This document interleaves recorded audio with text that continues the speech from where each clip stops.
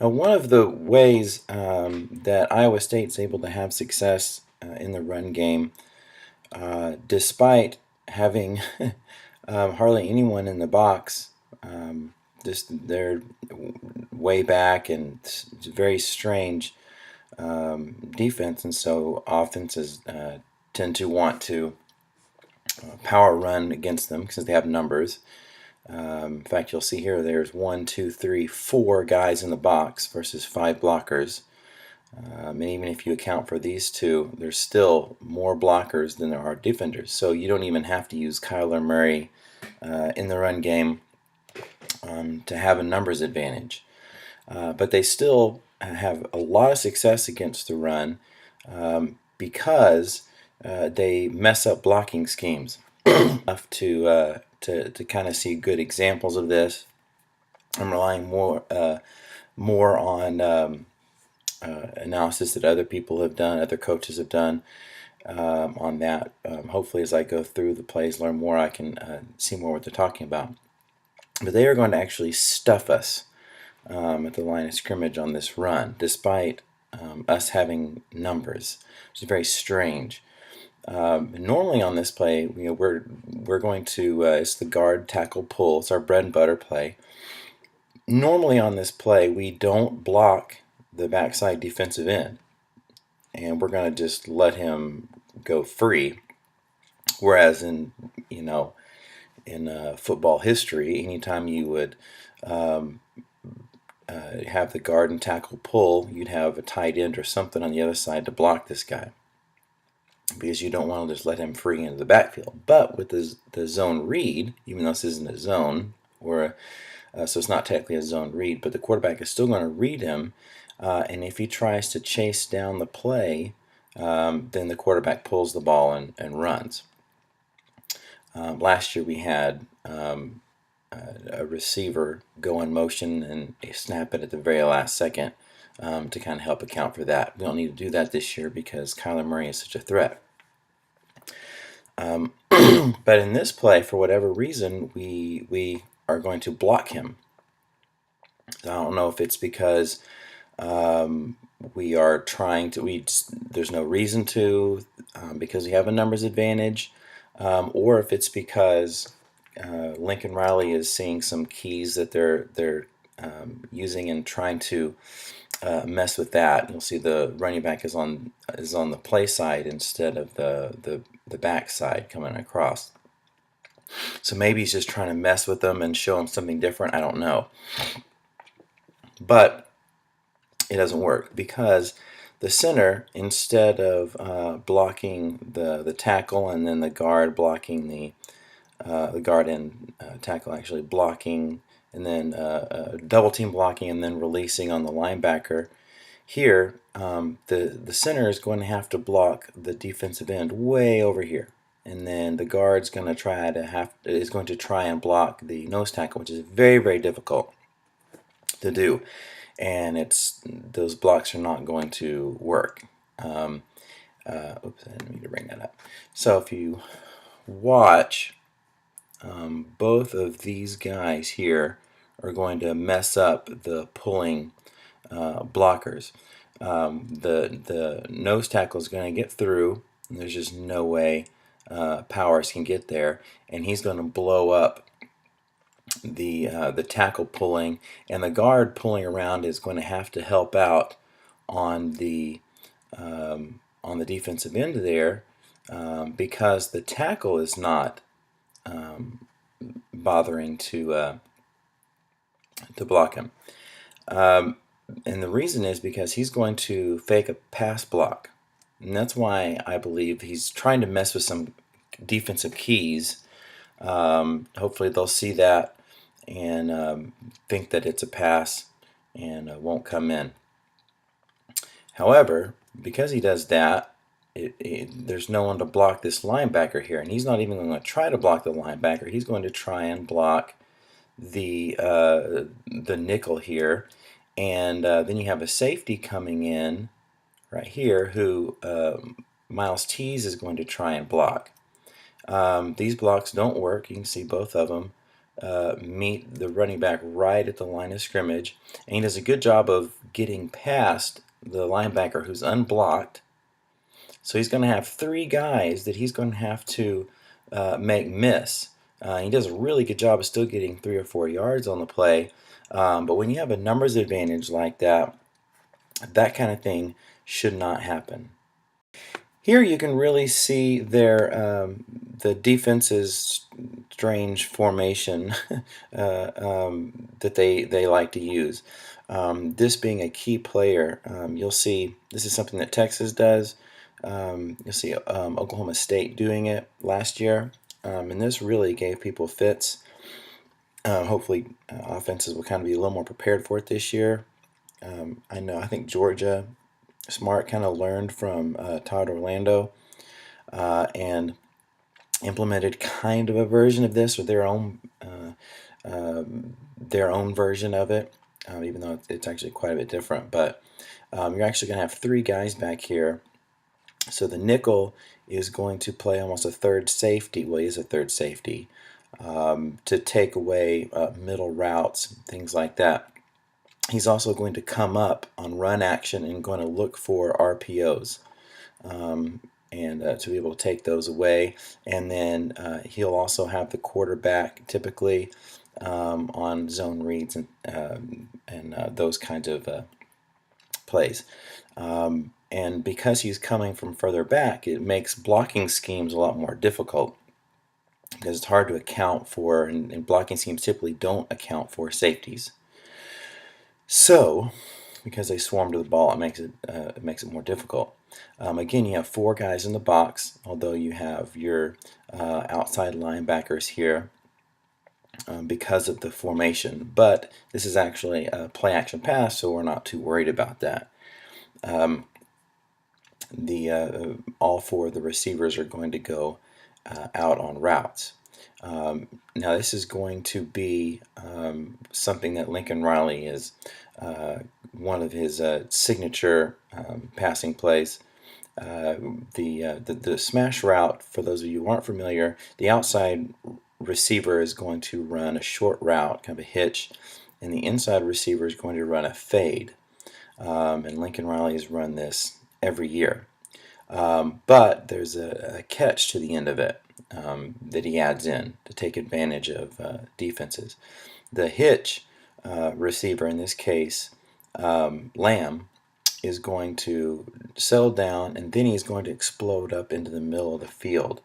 You'll see here he is, he's stopping, so it looks like a fade route. And you'll notice the play action is pulling not just the three linebackers here, but it's pulling that nickel into the box.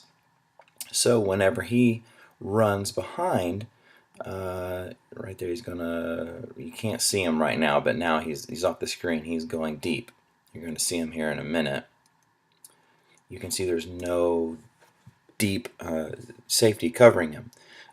One safety is over here covering the fade, and then there's another safety back here covering the fade, which leaves the middle of the field open. And had he kept running, he would have caught it. Instead, he kind of slows down for some reason, and then it is short. The sun may have gotten his eyes, and he may have lost track of it. That is definitely possible, especially around a noon kickoff. The other thing I wanted to point out here is Evans has been struggling.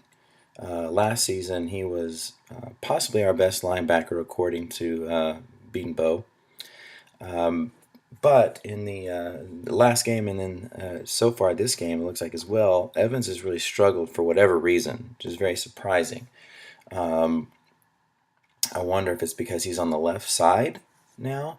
I'm not exactly sure, but you're going to see here he's just going to get beat. I mean, he's already getting pushed back. He's not getting good leverage, and then he's just going to get beat completely, and then Sermon's going to help out, and that makes okay, but that becomes something to definitely look at going forward. As the announcers pointed out during the game, on third downs, we run pretty much the same play. all game, and it's working, and it's a great play. Lincoln Riley's using it a whole lot more this year. It kind of become really famous over the last couple of years in all levels of football. But the basic idea is they're going to run a mesh route. In other words, kind of a double crossing route underneath. And then one of the outside receivers is going to run some kind of route behind it. And the reasoning is whether it's zone or man, the linebackers are going to have to come up to cover the mesh route. And if they come up to cover that, then that leaves a void in the middle of the field. So you'll see there's the mesh route, the two receivers running across. Of course, if it's a zone, then after they cross, they stop. If it's man, they keep going. That pulls them all up, which leaves Brown in this case open. Now you also have a receiver here. I can't tell if that Meyer, let's say 85, I'm not exactly sure. Receiver is pulling, again, the deep middle defender, so there's no one left to cover Brown in the middle, and we had a lot of success with that over the course of the game.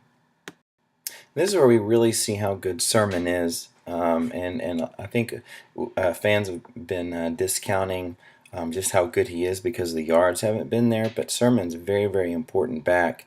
And he and Anderson could do something that none of the other guys really could.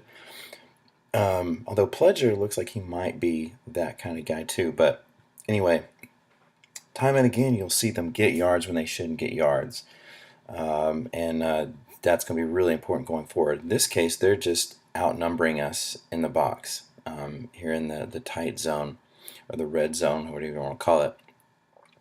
We're doing the same thing as before. You see the guard and tackle are pulling, and instead of reading the defensive end, he's going to kind of fake or read. We wouldn't want to actually do that because you have a safety here unblocked who could actually take the quarterback because of the formation. But the power, or not powers, the powers before, Samia, the right guard, is going to be able to block the nose tackle this time. And then, like I said, the center is going to go back and try to block the defensive end, and then the right guard is going to try and block down on the nose tackle. But the reason why he's able to do that this time is because the nose tackle is not slanting to the opposite side. He's slanting to the play side, which is right where he is. It allows him to get a block there, which definitely helps. And they do a good job making all the blocks, but you just can't account for that. The unblocked linebacker, and he's going to come all the way over to get right where Sermon is, and Sermon's going to get hit. So you have a pancake block there, but because of that, it kind of clogs up the hole, and there's nowhere he can go. So how on earth is he going to get yards here, right? But he does a really good job. He's falling down, and he maintains his balance, and then he's able to get back up and actually get about 6 or 7 yard gain on that play, which is extremely impressive. Creed has been named the starting center from now on. You're going to see partly why. He kind of struggled during the day, which is not really a surprise considering this is the kind of thing we saw with Alvarez a couple years ago.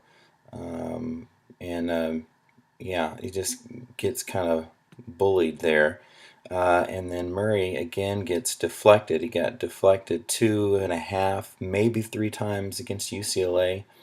So you're going to see that a lot more. That's dangerous. That could have very well been intercepted.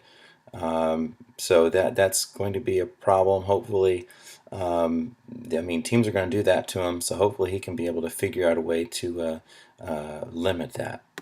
Well, this is very frustrating. Again, we have numbers advantage. Only 5 guys in the box, and we have 5, 6 blockers. So very frustrating. You're going to see Alvarez struggle again to block the nose. You can see him getting pushed back. He's got to have help from Powers. And so you kind of lose a guy there to having to double team that the nose tackle. So there goes one numbers advantage. And then they just really good execution here. The defensive end is going to force the pulling guard to fall, kind of cluttering up the hole, and they've got to get to the outside. Carson Meyer, it just kind of slows everything down. He's actually going to, the linebacker here is actually going to jump inside, take a big gamble here, and is going to get Sutton's foot and is going to trip him up. Now the final tackle comes from that middle nickel, the third safety, and that's what he does. That's what one of the things that makes it so tricky is he's able to come in and clean up in the running game. So if you have any kind of delay in the blocking, whatever, if you don't hit it quickly enough, he's going to be able to come up and make a play. We eventually put Creed in at center. He seems to be doing better so far. This is that same play that I showed previously, where we are going to go ahead and block the defensive end, the backside defensive end, instead of reading him. But this time, the tackle, instead of faking a pass block, he's actually going to block the defensive end. And then also, the nose tackle is not slanting to the backside, so that allows Powers to be able to block him. Before, if he slants this direction, he's going to blow up the pulling guard or the pulling tackle, and that really messes things up. And you see, here's that nickel or the third safety back in the middle who's coming in aggressively towards the run action.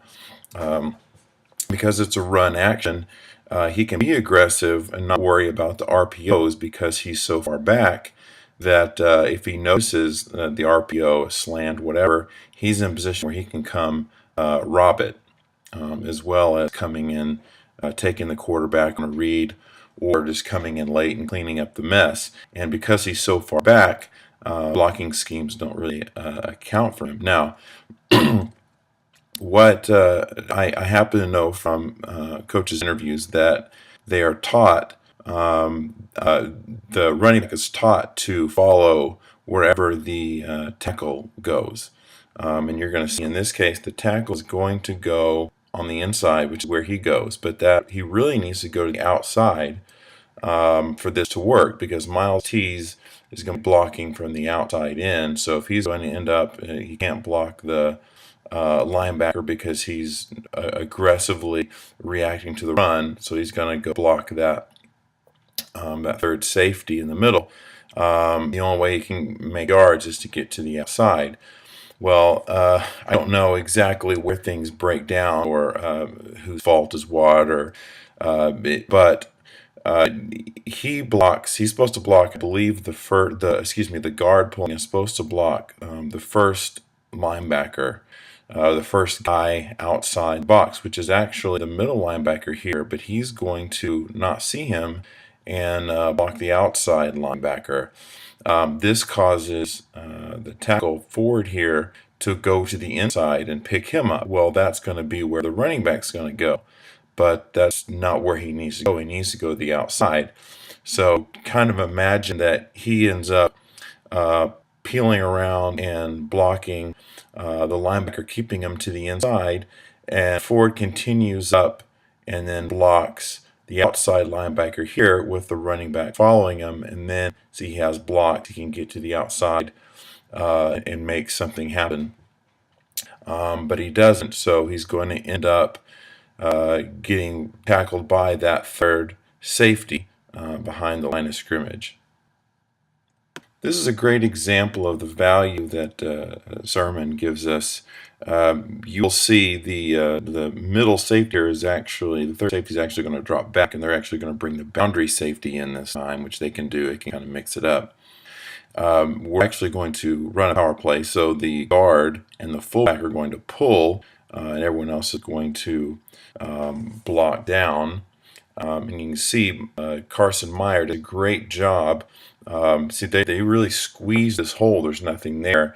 So he has to push him back far enough to create a hole, and he does that. very well. So he creates, it's not a big hole, but it's enough of a hole that Sermon can actually get up inside. And here he is right on the safety. It looks like there's not much he can do, but he's going to make a move and keep going, break that tackle, and then just does a great job with his balance, making that guy miss. And getting a really big gain on what could have been a no gain right at the line of scrimmage. Creed's doing better, but he's still going to struggle. He's actually going to get called for holding here. He does a pretty good job, but at the end, you gotta take your hand out from the other side, or how move your hand so that you're not actually holding him. He still could have, I think, made the block. The big problem is Evans here. They're actually faking the previous play, so they're making blocking look the same. It's a power run, but Evans is he's not going to get a good enough block on the defensive end here. Well, maybe it's kind of hard to tell if he's doing what he's supposed to, but that forces Samia, who's pulling around, to help out instead of blocking the linebacker who's flowing to the outside. Because he can help out, that means there's going to be two guys right here going around the outside, and Sermon has to only block one, and he does a bad job on the one that he does choose to block. And that forces Kyler to run away and just got a shoestring sack. This is a good example of the defensive back, the safety, coming in and not counting for him in the blocking scheme. It's actually going to be a zone read, and we're not going to get very good push despite double teaming the defensive tackle there, which is kind of disappointing. He kind of struggled on that, didn't get a lot of pushback on some of the defensive linemen, especially the defensive tackle. So I wonder if the defensive tackle is really good, or are we just we're struggling and we shouldn't. But you can see this the read man. Kyler is going to see that he's coming inside, so he's going to pull it, go to the outside, and that also allows Sermon, thankfully, he's able to come block the guy that Evans couldn't block because he's actually going to the outside. But here's the DB coming in, and he's not accounted for. There's no one to block him, so he's going to be able to hit Kyler and prevent it to only be a 3-yard gain. This is one of those things that Kyler's really, really good at, reading, especially the screen run option. This is actually going to look like our bread and butter play, but it's actually the quarterback can run it himself on this power type blocking, or he can pass to the backside screen. And so he's going to look. He sees the linebacker here, or safety, whoever that is, coming up and following it. So he's going to take off and run, and he could have gotten something, but Sermon does a terrible job blocking here, and he's going to end up getting the tackle, preventing Kyler from really being able to make a move. So Sermon's got to get better at his blocking for sure. I'm sure Lincoln doesn't want to do it too much, but one thing that will really hurt this kind of defense here is the quarterback draw. Because they still don't have those numbers. This is a formation you would normally want to run against.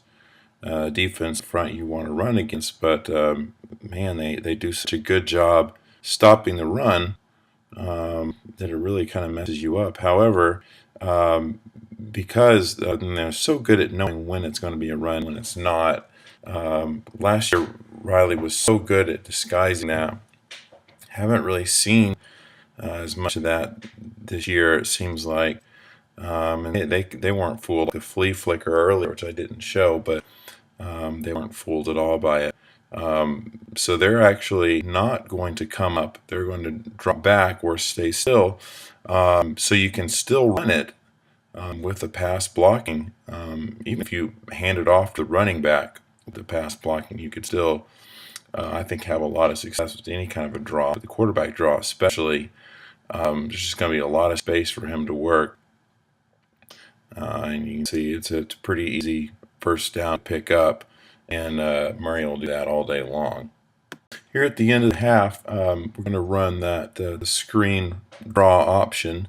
The screen's going to be on this side this time, and then the same power blocking for the quarterback on the other side.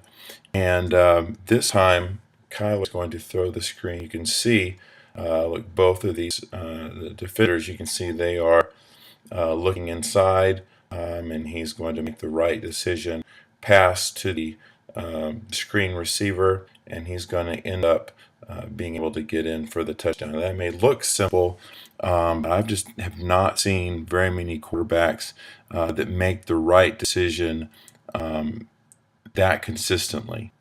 One thing I've noticed that they're doing is reacting to the run so strongly with the safeties here. They're dropping the corners back. So it's you can see right there. There's a lot of room there. So you see a lot of comeback routes that we're completing off play action in this game, including this next play. We can fast forward here. There you go. You can see doing the same thing, but this time we do a play action, and we're going to take advantage of that over-the-top coverage and hit the receiver, in this case Brown, on that little comeback route. This is another instance of that play, one of the first plays I showed, where we're not going to actually read the backside end on the counter blocking, and this time it's actually going to work pretty well. You see with the new center, Creed, he is actually going to, even though the nose tackle is going to slant the opposite way, which before blew up the pulling tackle, Creed is actually going to get a hand on him, push him just enough to allow the guard to pick him up, which makes a big difference. Of course, the tackle is no longer, he's actually blocking. They got rid of that, him faking the pass block, or maybe he did the wrong thing the first time. I don't know. That's kind of hard to believe. But one of the problems I have with this play against Iowa State is because the nickel lined back. In fact, if you want to think of it, and I read someone else compare it to this, it's basically taking your middle linebacker or one of your three linebackers, or one of your two inside linebackers, excuse me, and moving him way back. And he's going to react to the run. So he can actually help in the passing game, can help in the RPOs, but also he's going to be coming in late, and you have to account for him. And the way we've been trying to account for him is with receiver, and not had very good success with that. It's just you can't really get there in time. Now, if we were using Kyler in the run game, we would actually have an extra player, an extra blocker, because it's 1, 2, 3, 4, 5, and then he makes the sixth person. And we have 5 blockers, so they outnumber us. If you use Kyler in there and unblock and not block one of the defensive linemen, then you get the numbers advantage back. But he does a good job. Sutton does a good job. He's a little push in the back there. Is the one thing he can do. And it's just enough that he's able to avoid the tackle and go ahead and get the first down. Well, this is a fun play to look at.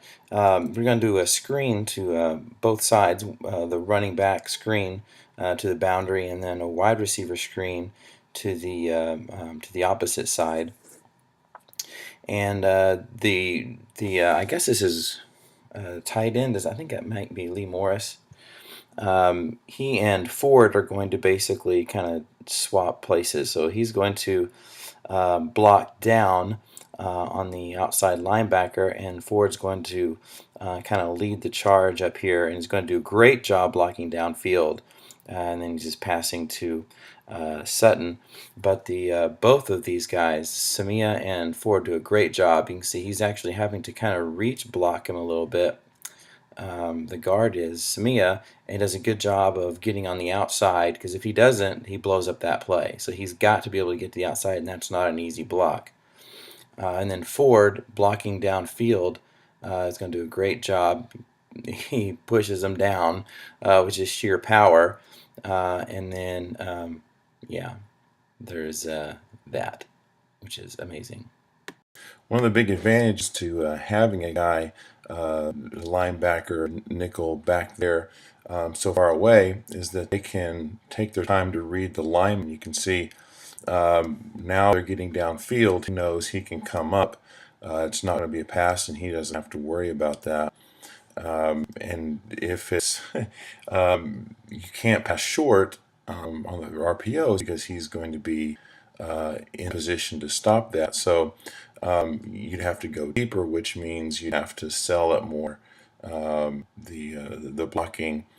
So it really prevents you from being able to trick them as far as they're going to know whether or not you're doing run or pass, because he doesn't have to worry about the RPO, the quick RPO. In this case, I wanted to highlight Brown here, who does a really good job blocking, and this is the reason why Sermon's able to score or even get any yards at all. He's able to get on the outside of the corner and push him, get a really good block there. So I haven't really heard him praised for his blocking at all, but that's a pretty big thing, especially for a small guy, to add to his ability as a receiver. After running the same basic play every single third down, where you have the mesh, the crossing routes underneath, and then someone coming over the top, trying to draw the linebackers in.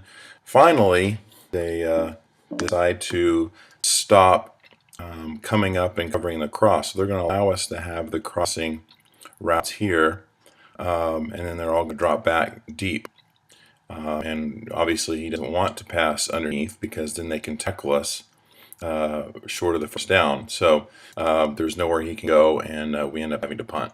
The very last drive that we had was a really good drive, although penalties killed us, and also the blocking was so-so. Kind of missed some holes here and there, pretty much the same way it's been throughout the game. But the big difference is putting Kyler Murray or utilizing him in the run game, either running the ball or just as a read situation, and getting that allows them to get to the outside and be able to get to the outside, especially using Kyler's quickness, really helped a lot. And you see, this is a zone read. He's reading this guy. He's coming in. So he pulls it, and here's the third safety coming up. Again, we don't have anyone to block him, but Murray is just going to make a miss. And that's a pretty big key, getting to the outside like that, making a miss. We also had a couple of long runs with Sermon to the outside, where the Murray was a threat in the run game, so it kind of prevented the linebackers from going too far to the outside. So it kind of looks like some kind of an inverted veer, but I'm not really sure what the purpose is. We never see the play off of that, so that'll be interesting to see in the future. But anyway, we end up getting in field goal range, and a sack, unfortunately, on Kyler, on a screen draw option, but unfortunately we weren't able to score. But we did get the field goal, so put us up 2 scores and pretty much iced the game.